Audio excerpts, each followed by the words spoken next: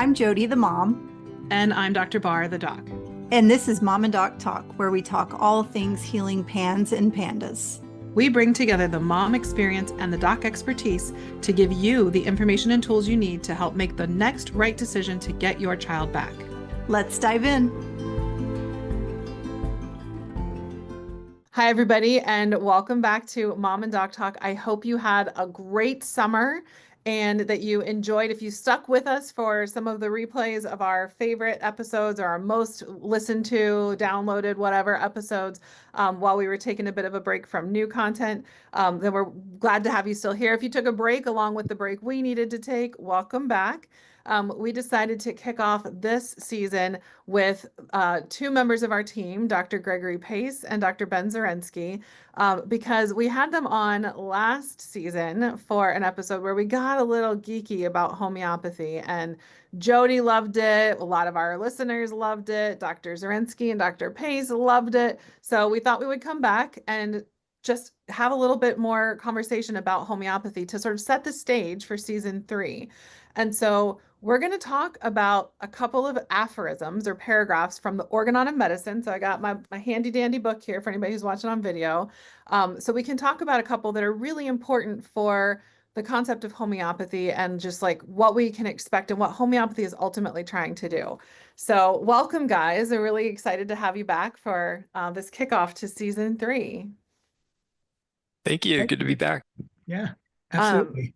So I know we're going to talk about, for anybody who's already a homeopathy person, we're going to talk about aphorisms 3 and 9 today is really where we're going to start. So I'm going to read both of those to you. But before we do that, I thought we should start with the first aphorism of all, just for like to set the stage with homeopathy. So I'm going to just read it to you guys if that's okay. So aphorism 1 from the Organon of Medicine. The physician's highest calling, his only calling, is to make sick people healthy, to heal, as it is termed. And there's a footnote to it. It's a little longer, but it's important. So it is not to weave so-called systems from fancy ideas and hypotheses about the inner nature of the vital processes and the origin of diseases in the invisible interior of the organism, on which so many fame-seeking physicians have wasted their powers and time. Nor does it consist of trying endlessly to explain disease phenomena and their proximate cause, which will always elude him.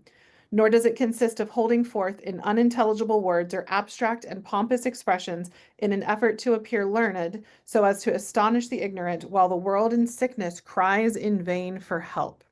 Surely by now we have had enough of these pretentious fantasies called theoretical medicine, for which university chairs have even been established, and it is time for those calling themselves physicians to stop deceiving poor human beings by their talk and to start acting instead. That is, really helping and healing. So that's how Samuel Hahnemann starts off the Organon of Medicine. Jody's ready to cheer here. We can stop right there. I think that sums it up. I'm done. Well, so to give you guys just who are maybe new to like the philosophical texts and everything. So the Organon of Medicine is where Samuel Hahnemann lies out all of the principles of homeopathy, how to practice, his understanding for how things work, how to move forward with things. So the basis for classical Hahnemannian homeopathy is in this book. This is the 6th edition. He's had several editions because he does continue to like experiment because he's a scientist at heart. So he's always trying to work on improving everything. But this is something that was consistent from the beginning. Once Samuel Hahnemann understood the law of similars, which homeopathy is based on, he brought this. This is the whole purpose of medicine. You know, like he quit allopathic medicine for a while because he saw he was not helping people, because he was using things that wasn't actually like, was in many ways making them more sick, right? And one of the things that the reason I went ahead and read the entire footnote is that even though this was like 200 years ago, some people will say, you know, over 200 years ago at this point, they'll say, oh, well, but he just didn't have the scientific understanding or whatever. The reality is we're still in this place, guys, right? Like the things that we understand today contradict the things that we understood 20 years ago. And the things that we understand today, 20 years from now, we're going to say, oh, that was wrong. We missed part of it, or we missed something. There's always another layer that I don't know that we'll ever fully understand as it relates to like health and the human body and how we work and how all of the things work together. And while we're busy looking for those things, as Hahnemann said, that we're letting people continue to suffer because we're looking for answers to something that will always elude us, or that we think we have the answer only to be proven wrong by somebody that comes along after us. Meanwhile, we could be doing the work of helping people to heal, instead of looking for an explanation for why they're sick, right? And actually, you read number one, so really to set the stage for three, if I may, can I read number two? Go for it. Good thing we didn't start with 100. We'd be here all day. Right? But you'll see how it connects here. The highest ideal of cure is rapid, gentle, and permanent restoration of the health, or removal and annihilation of the disease in its whole extent in the shortest, most reliable, and most harmless way on easily comprehensible principles. And that last phrase is why I wanted to read this before we do number three, because this is saying we do this work using easily comprehensible principles. And Aphorism 3, which is one of the ones we wanted to focus on today, tells us what those principles are. So I think that's a great segue. Yeah, so we're setting the stage. The whole point of medicine is to help people heal, not to just understand why they're suffering. It does us no good if we understand why they're suffering, if we don't have a solution for that suffering. And that anything that we need to do to help people to restore health, being focused on these really, in my translation, my version here, Dr. Pace is reading a different version, clearly comprehensible principles. So if we say different words, it's because we're just reading a different version of it. All right, Dr. Zorensky, anything you want to add before we dive into Aphorism 3? Well, yeah, I mean, oftentimes it's almost a relief that, I don't have to come up with a reason or the sort of the speculation or, my job as the provider is to just listen to what's being told to me and gather as much information specific to sensation and function and how that sort of deviates from the healthy state. So it's not for me to sort of ponder why or come up with the reason. It's good to have lab values and such to know potentially what's causing susceptibility, but it's almost a relief just to sort of stick to what's being told to me and how to sort of match that to the remedy and then follow up. Sort of, it's more of a clear and simple path from my perspective. Well, you have the advantage that you came from a mom who was a homeopath, right? And that homeopathy was part of your life for most of your life, or probably as far back as you can remember. I still sometimes struggle and I want to know, because I came from the ultra science background. My undergrad is in physiology and neurobiology, and I want to know all of the things and exactly how everything works. And I finally had to get to the place with homeopathy that I just had to be grateful that my focus, I had to remember my focus was not on was on the doing the work to help people get better, not necessarily on focusing on all of the things going on underneath. Jody, I'm curious, you had a couple of times where you were nodding or what are the mom thoughts on this? I have the weirdest reaction when we start talking about this stuff. I don't know why it makes me I'm everything. I'm heck yes, yes. This is really, and what you just read, Dr. Pace, is parents, what we're looking for restoration of health, and we're looking for the shortest, most reliable, most harmless route to get there. And I just love that this is not something that even I did not look into any of this type of reading for many, many years, just because I was I don't have to understand it. But to me, it's so now kind of further down the road, a little bit more understanding about homeopathy, not still a drop in the bucket, but it's just so cool to read these things because they're so basic. And I feel like it's so amazing that Hahnemann wrote this stuff, but it still applies today. The sick world is crying out for help.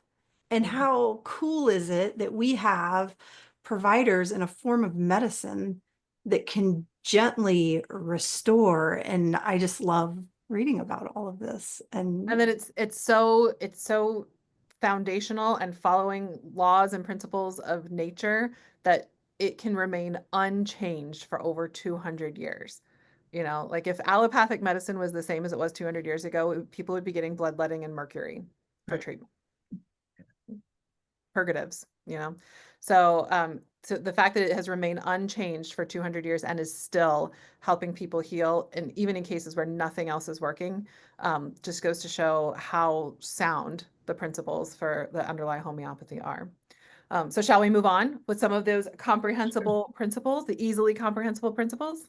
Yeah, and if I could just add one thing, Yeah. not to dismiss science. Yeah. Obviously, the Organon and Hahnemann, what we're doing is scientific with classical homeopathy, but there's been tremendous advances in the microscope and sort of knowing, for example, the neuroendocrine system and how that sort of responds to stress, starting with neurotransmitters that ultimately cascade into endocrine system, cortisol and such. So, that's definitely a part, and we're able to sort of see into those systems. But again, with Hahnemann, that sort of all of these parts coming together, making up the entire organism. I think that's where we shine, is that we're not sort of focused on the individual sort of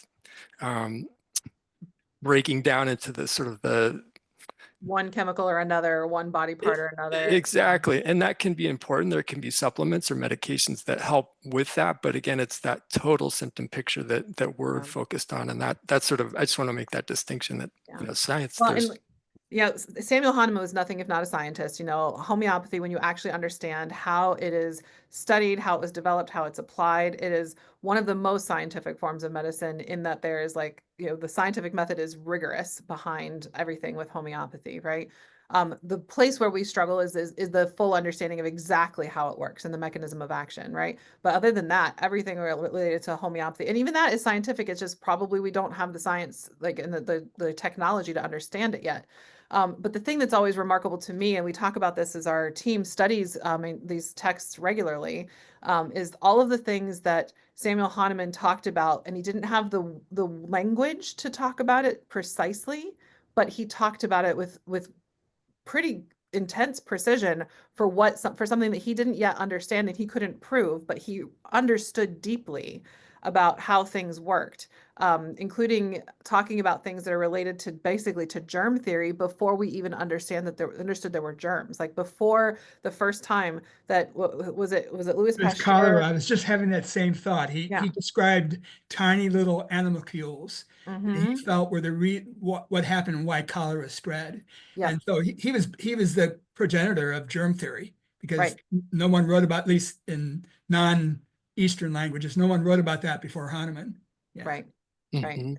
So he's well ahead of his time. One of the challenges that people have is that when they will read this, sometimes, especially like ultra skeptics, and I used to be one of those people, I'm like, oh my gosh, she's talking about all these things that make it sound like magical thinking, and like you have to put yourself back to like what information was actually available, and to realize that he wasn't actually using magical thinking, and like it feels like old timey whatever, like we think, oh, if he's using this type of words, and then it's not legitimate anymore. But when you actually look at the details, he was so far ahead of his time with his understanding of science, health, the body, like the world around him.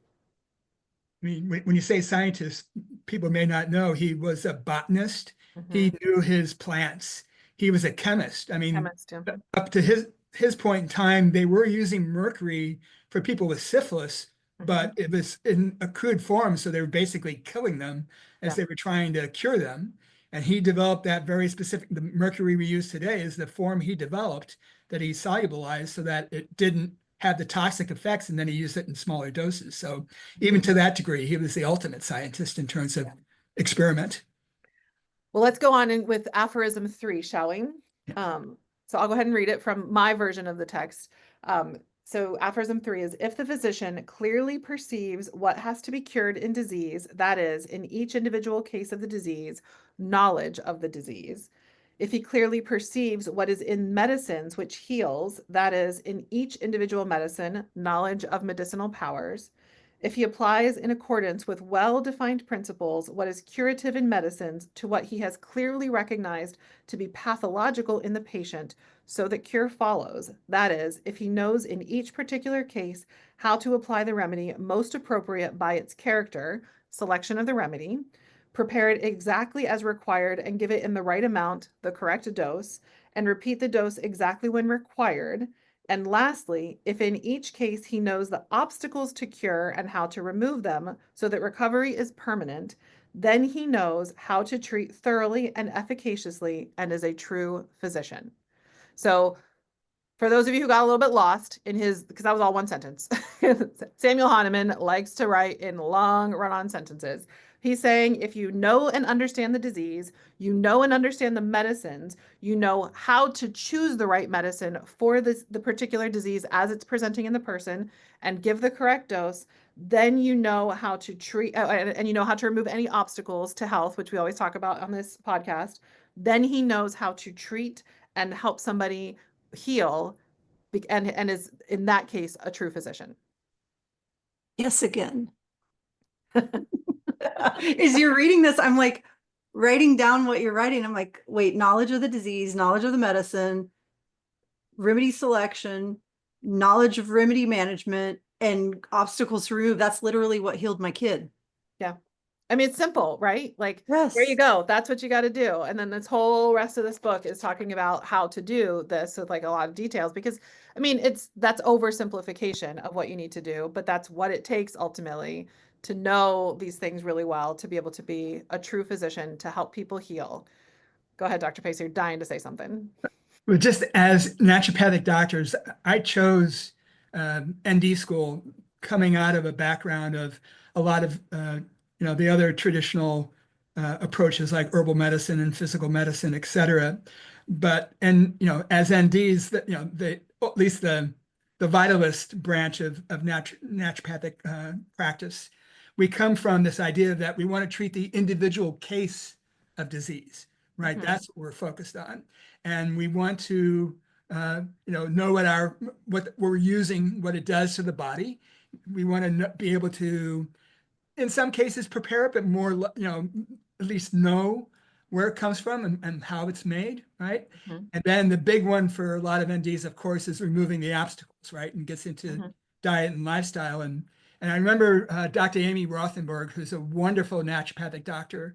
I remember hearing this 30 years ago from her that, Hahnemann was the first naturopath because he talks about diet, he talks about lifestyle, he talks about rightful living, he talks about rightful thinking and education. And that's all things that were part of our naturopathic training. Just great. Yeah. He talks about environmental health. He talks about the importance of sleep, the importance of sun, the importance of moving your body. The importance of, as you said, of the way you're thinking and like the thoughts that you're choosing to engage with, that kind of thing. Yeah, absolutely. And just to add on to what we're discussing, aphorism 3, knowing disease, but yeah, I think it's also important to define disease. And, I know we're sticking to 3 and 9, but in aphorism 13 in the Organon, he defines disease according to the allopathists. Obviously we're doing homeopathy and that's based on the law of similars, like cures like, but allopathy is sort of medicines that is contrary to what presents. And in aphorism 13, he discusses how disease considered by the allopathists as a thing separate from the living whole. So again, it's that focus on the microbe or the pathogen, the virus, the bacteria, which is definitely important. And especially now that we have testing and microscopes and we can see what was once hidden. But that's not the disease itself. The disease, according to Hahnemann, and this is from aphorism 11, only makes itself known by the manifestation or sort of that deviation away from health that shows up in the sensation and function, so that are compromised. So, obviously we're going to talk about health in aphorism 9 and what that means, but ease would sort of signify health. Disease is when we're moving away or we're deviating from health. And how does that show up in a sign or a symptom that needs to be part of that total symptom picture or sort of matched with the remedy? But the disease is not strep. The strep, or whether it's strep or other, you name it, that's part of the picture, and that can cause symptoms. But again, if 10 clients have a certain exposure or lab tests that show that they've been infected, each of those 10 people may have a totally different response. Some of them may not even be showing symptoms. And so again, that's where homeopathy is so unique, in that it's individual to the client. And then, that distinction of how we define disease that Hahnemann alludes to, I think that's very relevant, especially now that we have even more ways to diagnose and sort of isolate or sort of put into different categories what disease means. Right. And this is relevant with the pans and pandas community because we're always worried about strep carriers, right? So like it's not the strep because there's plenty of people who are perfectly fine and are unaffected by strep, but they carry it. So like they could test positive and not ever actually have strep. And so it's not just the cause or the trigger, right? It's the trigger plus the human that it's acting in that creates the disease. And I love the metaphor that he utilizes, which is, mistunement, right? It's like we're this vital instrument and then we get our mistuned, and susceptibility is, I think, what you were referencing with, not everyone that has tested for strep is going to actually have strep symptoms, but it's our mistuned response, right? How we are made out of balance. Everybody, 100 people are exposed to the same thing, but we don't all have the same response. And that variation, that mistunement, if you're sick, that's what we work on, is that individual case versus just the fact of they have strep or they don't have strep. Yeah. Yet another thing I love about homeopathy, because as parents, we spend so much time figuring out what the mistunement is.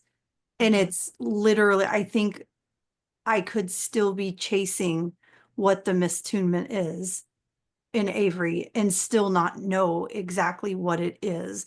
Like whatever systems are affected, whatever chemicals weren't happening right, or whatever it was. I love this for the PANS community, that we don't, it's just the homeopathy looks at it as a whole and not all of these little pieces and all of these little parts that we have to figure out and define, and all of that. It just simplifies things. Yeah.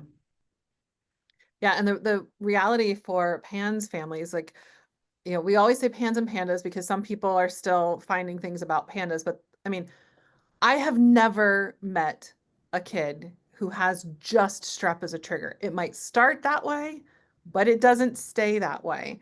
And so it's again, it's not the strep is not the problem. It's the susceptibility, right? And it's not the mold, it's the susceptibility. It's not the Lyme, it's the susceptibility. It's not the chemicals that are being used, it's the susceptibility.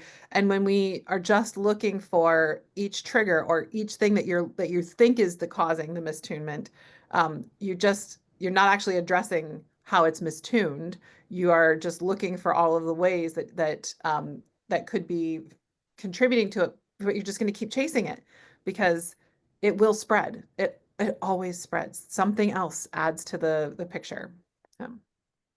And we don't live in a mold-free world or a strep-free world, et cetera, et cetera. I Yeah. say to folks, there's no such thing as a sterile environment. You may think that, this was a lot during COVID, right? Everybody was trying to be so absolutely perfect about exposure, et cetera. And you can't do that. You do the best that you can, which is really what I try and help folks see, is that you do the best that you can, but it doesn't mean that you're 100% able to prevent that exposure. So you have to go back to not just that part of it, but as Jody was just saying, putting those pieces into the whole and then addressing the totality with what we do with homeopathy.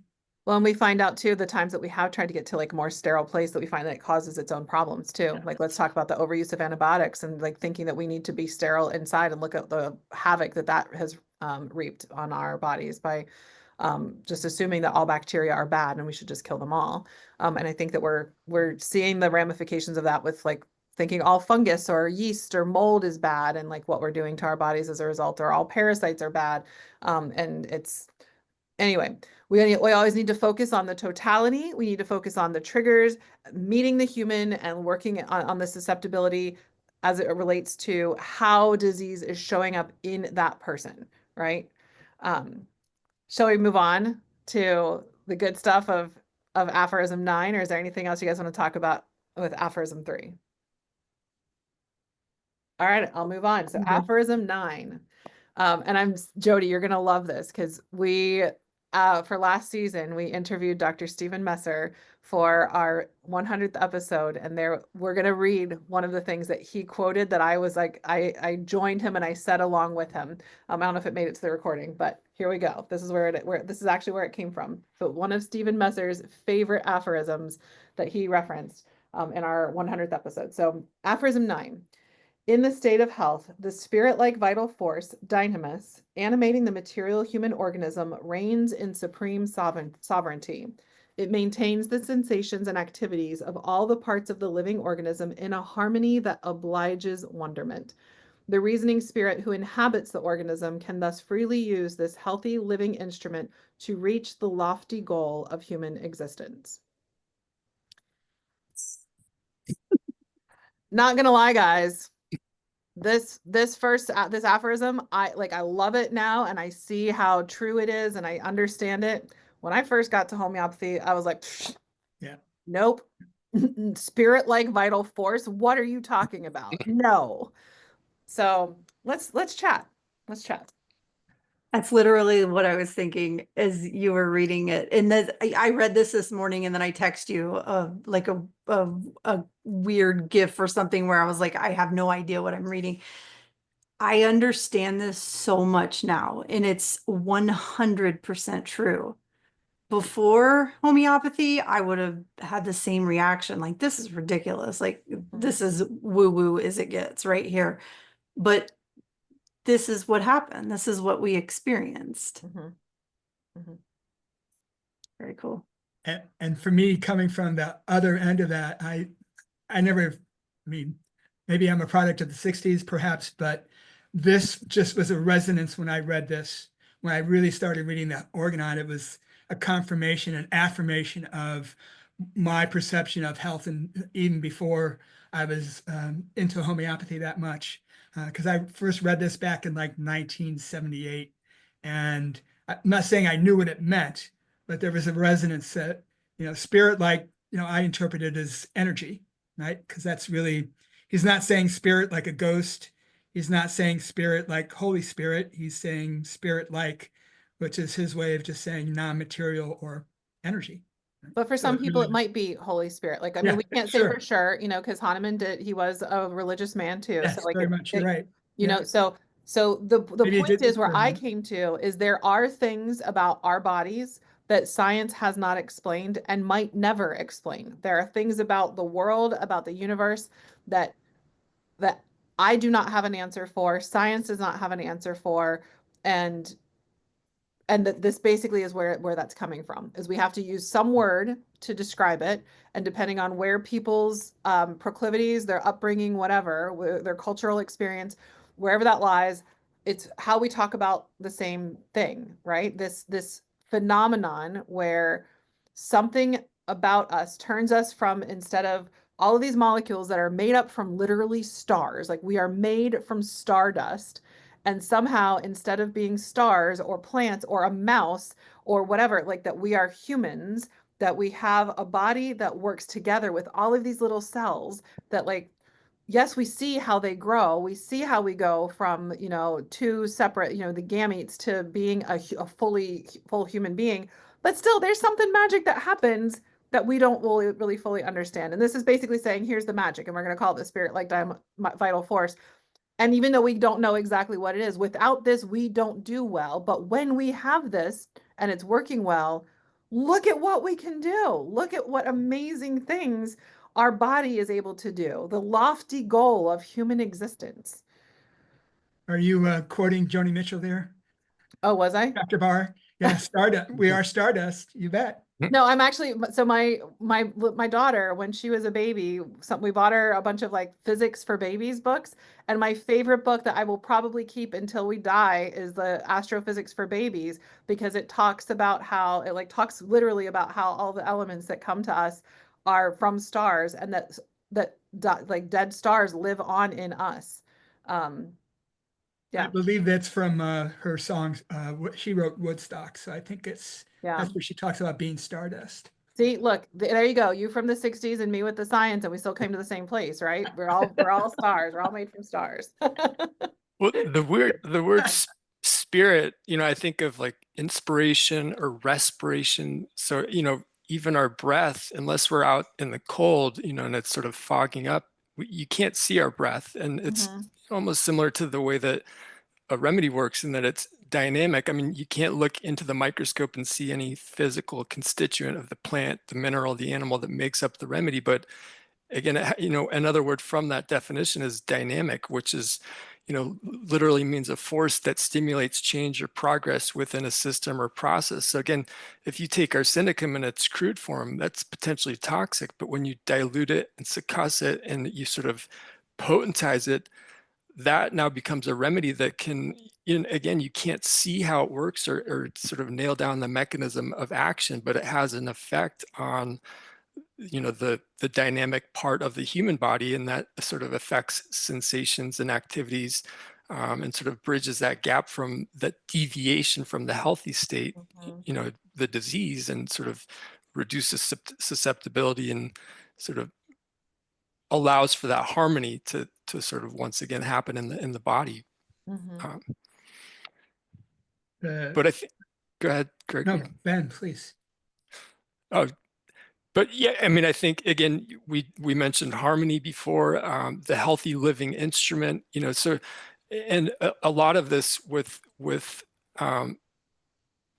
health and well-being, we have a will. So a lot of what we can do is voluntary, but then there's also the involuntary autonomic nervous system, or digestion. We're not sort of consciously making that happen, but anything that we can sort of do in addition to the remedy, whether it be with movement or hygiene or the way that we're eating. And obviously some of the kids that we work with, we can't really touch on that because we just want to sort of whatever they can sort of subsist on. Whatever they can actually do. Yeah. But, with other clients, there's, and as you alluded to, Hahnemann was sort of the original naturopathic physician, and that he did put emphasis on that in addition to what the remedy can do, as far as healing and such. What I was going to add is that the dynamis comes from the Greek. The Greek root is, well, at least in English, is dunamai, which means power, potential, or ability to do something. So that really, it all fits, everything that we're saying here in terms of what's going on when we're, trying to reach this healthy condition. Well, I feel like the thing that really connects for me is that we took sort of a path where we had this understanding of the body being like a whole system in and of itself together. And as we were trying to understand it, like from that first aphorism with people trying to understand what was happening in the body, we like dissected it and took it apart so we could understand it better. And then we started viewing our body as a system of like pumps and tubes, right? And like these pumps and tubes are sort of interconnected, but like we're not like a car engine, we are so much more than that. Like, and a car engine could never be what a human is. And to me, yes, we have pumps. Yes, we have tubes. We've got lots of different things that look an awful lot. Like if you really break it down and oversimplify it, that looks like a car engine. We've got electrical systems. We've got spark plugs. We've got all of these different things. But the spirit-like vital force or dynamis is basically the thing that makes us different than a car engine, and makes like, even if we have like similar like stardust that it goes into making up a car engine and it goes into making us up. There's this thing, and that is really at the core of what as the part that Dr. Messer said was the maintains the sensations activities of all the parts of the living organism in a harmony that obliges wonderment. And that's really, I love that. Both the obliges wonderment, the harmony that it's maintaining, and helping us reach the lofty goal of human existence. Jody, what are your thoughts on hearing all this? I'm sitting here thinking, it makes a whole lot of sense to me, and I love that it's the whole. Dr. Pace, earlier you said something about this aligning with your perception of health.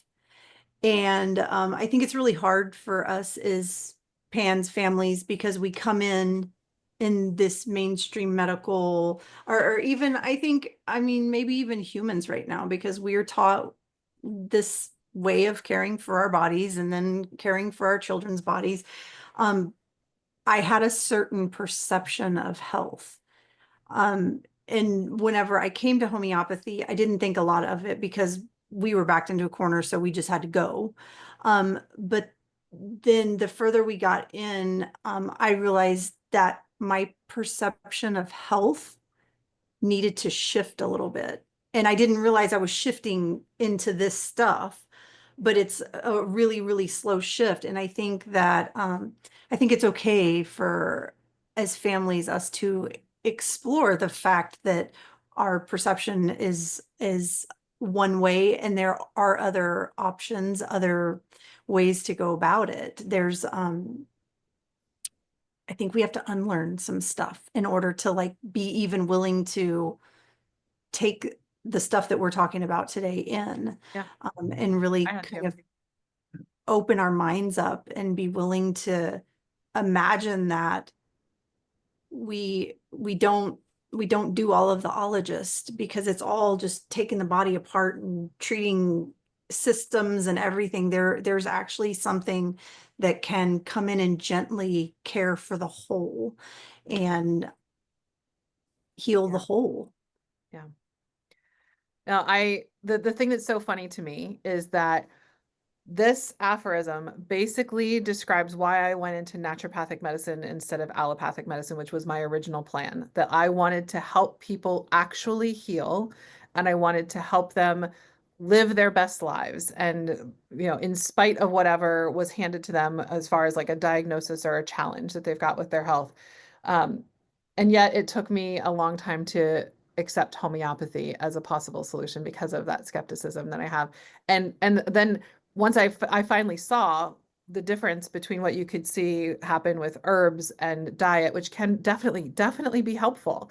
And they can't get you to the same place that you can get with homeopathy, to this place of reaching the lofty goal of human existence, and being able to do it like on your own and not because you've taken a nootropic or something that's like forcing your body and your brain into this like peak performance place. Like we'll see with some of like the biohacking that people are really trying to do. You stop taking any of those things. Like that's not lofty human existence, having to take a whole bunch of things to be able to function at your peak. I want to function at my peak on my own, right?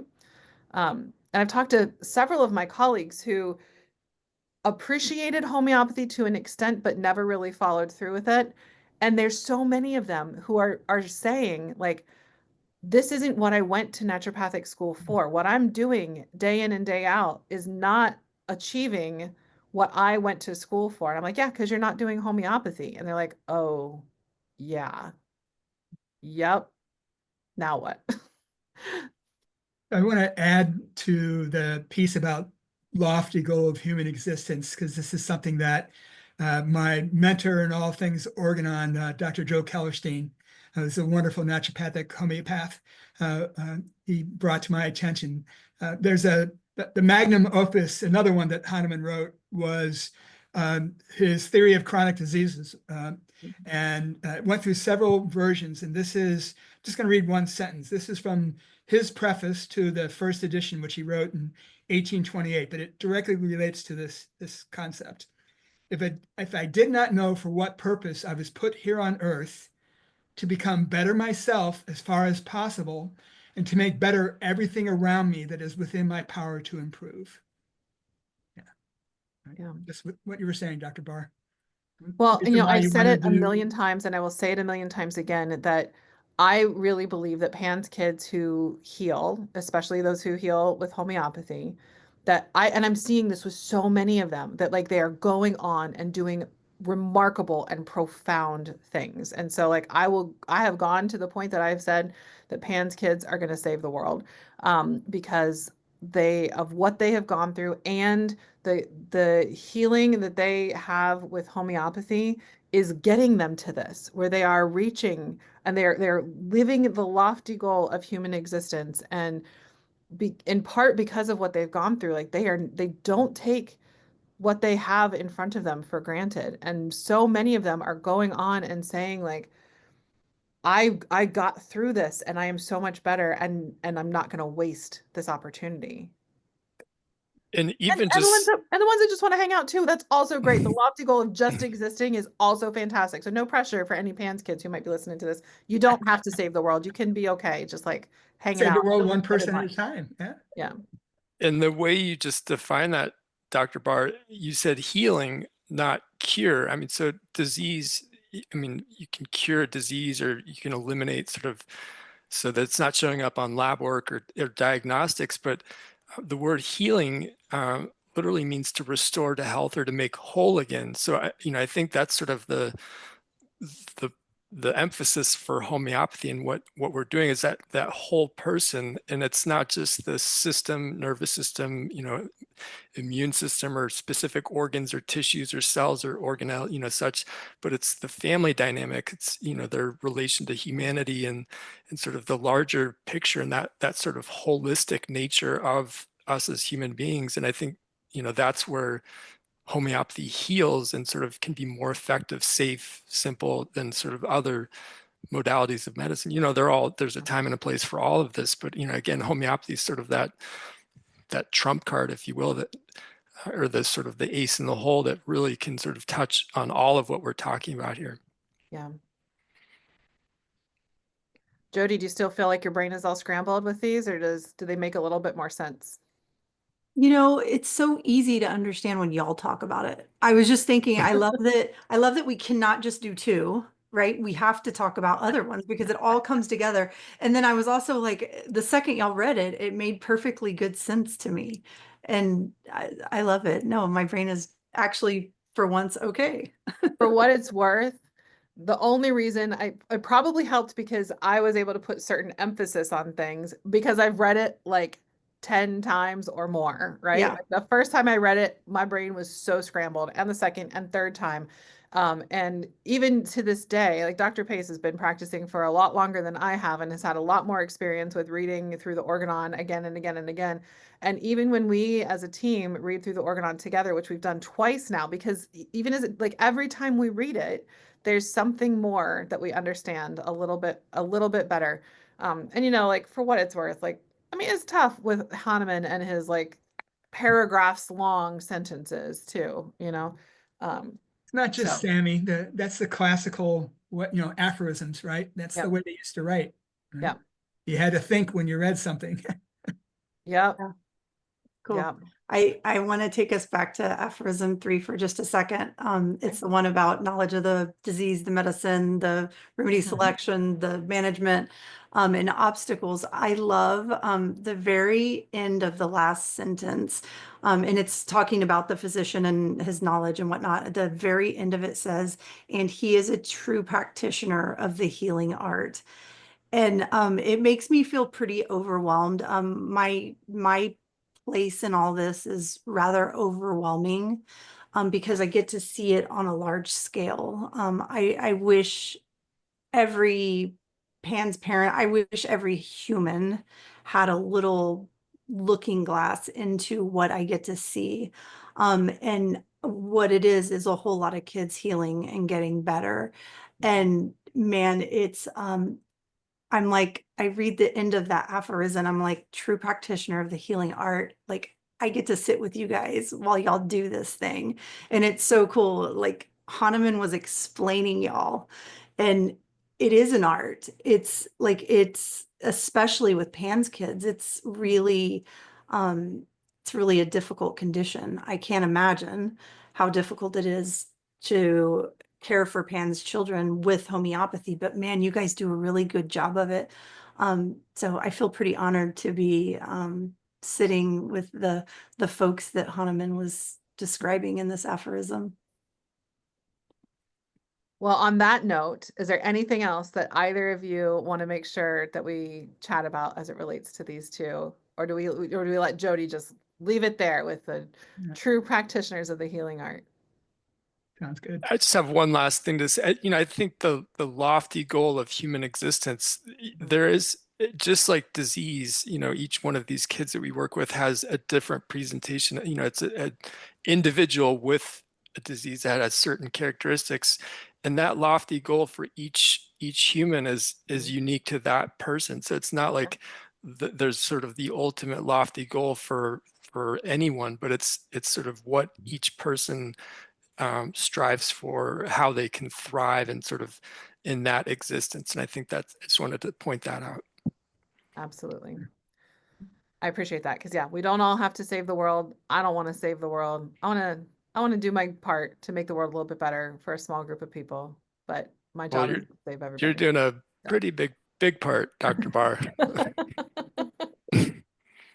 I wouldn't be able to do it without you guys. So thank you for joining us for our first episode for our third season, so we can kick it off with like the whole point of homeopathy and why we show up and do all of the things that we do. And so everything that we talk about moving forward in this season is going to come back to this. So just keep this in mind when we are talking to families who are recovering. And this is what they're doing. They're working on achieving that lofty goal of human existence. Anybody that we talk to about anything else that's going on, like other doctors who practice different types of medicine or different things to consider, we're looking for obstacles so that we can understand the condition, so we can know the right medicine. It's all coming together for these two things, right? So we can meet our highest calling to help sick people get healthy, to heal as it is termed, so that we can know the disease, know the medicines, remove the obstacles, know how to apply things appropriately, and help people actually heal. So we can be these practitioners of the healing arts, so that we can see the systems working in the ways that they do that obliges wonderment, so that we can achieve and live the lofty goal of human existence. So that's the whole reason for all of this, and everything we're talking about comes back to that. Love it. Sounds good to me. Sounds great. All right, guys. Well, we'll look forward to seeing y'all in future episodes. I'm sure there'll be some reason for us to come back and have another conversation about other aspects of the Organon, but I'm so glad we started with this one. So until next time, everybody, take care. We hope you found this episode helpful, hopeful, and inspiring. We would love to connect with you on social media and have you as part of our amazing community. You can find us on Facebook by searching for Homeopathy for Pans and Pandas. If Facebook isn't your thing, you can also connect with us on Instagram and YouTube by searching for Resilience Naturopathic or clicking the links in our show notes. You can also visit our website, resiliencenaturopathic.com. As always, we value your partnership in advocacy and education. Your support through following, sharing, rating, and reviewing our podcast is crucial in our mission to teach the world about pans, pandas, and homeopathy. So if you found this podcast helpful, please leave us a review. Together, we are making a difference. And finally, this podcast really is for you. Your questions and feedback help us make sure we are answering the right questions so you can feel confident making the next right step for your kids. Send us your questions or request guests by emailing us at podcast@resiliencenaturopathic.com, also linked in the show notes.